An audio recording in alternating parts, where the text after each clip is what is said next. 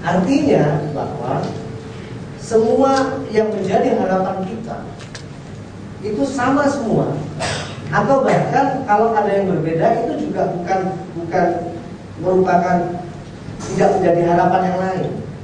Contoh berhasil, walaupun nomor 1 dia bilang jadi pimpinan, nomor 11 dia bilang berhasil, pada intinya kan sama. Kalau jadi pimpinan kan berarti berhasil, berhasil berarti sejahtera. Harapannya kan begitu. Jadi pada prinsipnya ternyata apa yang saudara harapkan itu sama saja dengan saya, dengan Pak Bambang Tri, Pak Budi, Pak Nadi, dan bahkan dengan para senior kemarin. Saya mengumpulkan senior 163 kemarin Pak Nadi, senior dari Lampung dan Pak dan staf. Itu sama semua, hampir sama. Jadi kalau memang harapan kita ini sama, keinginan kita sama, maka so what gitu.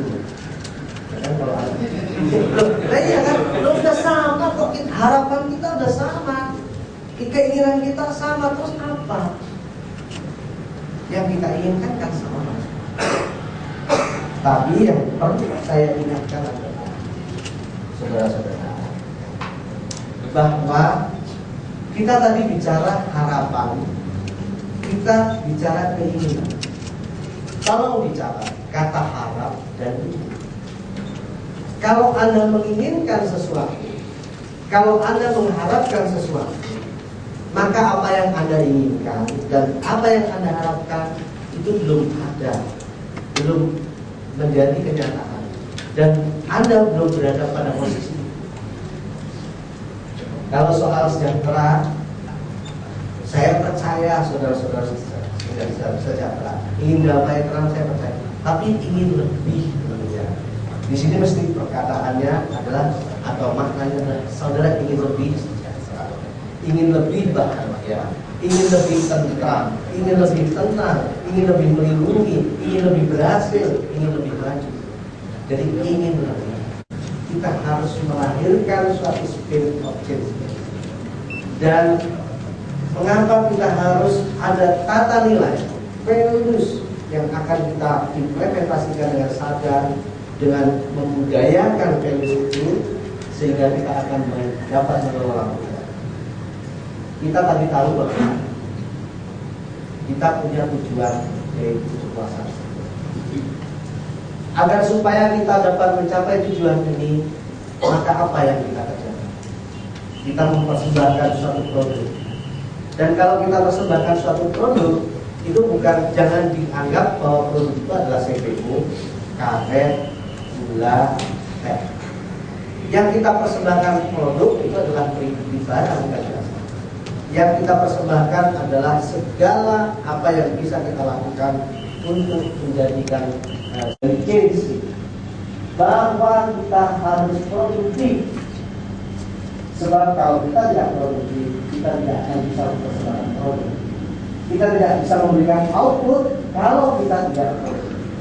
Maka inilah yang kita letakkan menjadi tonggak pertama sebagai spirit. Kemudian kita membuat produk. Produk itu baik barang maupun jasa yang kita katakan apa namanya, kerja kinerja yang baik itu harus mengeluarkan segala potensi kita. Tentunya harus bermutu.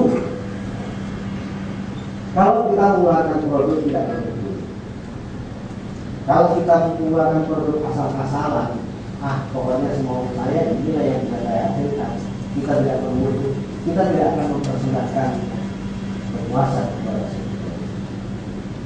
Oleh karena itulah maka produktivitas yang kita peroleh dan kita persembahkan, mutu yang kita kelola dengan baik dan kita capai dengan segala macam cara ini, harus kita persembahkan kepada stakeholder dengan semangat. Harus kita persembahkan kepada stakeholder dengan semangat pelayanan. Sebab ada produktivitas, ada mutu kalau kita tidak mempersembahkan dengan semangat pelayanan, tidak akan bisa kita capai dengan benar. Maka kita harus mempersembahkan produk dan mutu ini dengan semangat pelayanan. Sangat bisa. Kemudian kita Kita tahu semua bahwa semua ini berubah. Semua berubah. Dunia berubah. Ancaman perubahan dari luar, ancaman perubahan dari dalam.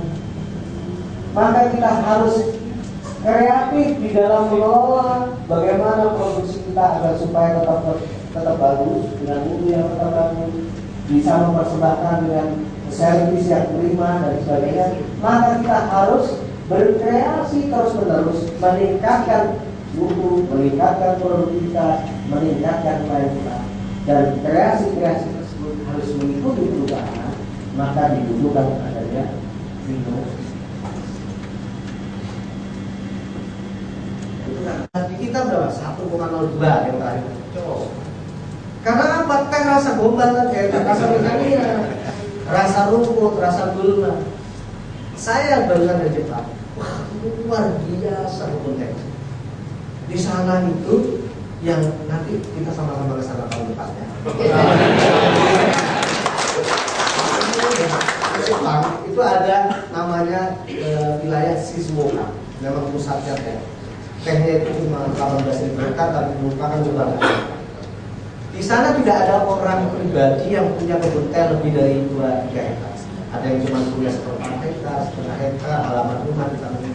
Kalau perusahaan tidak ada yang lebih dari 30 hektar.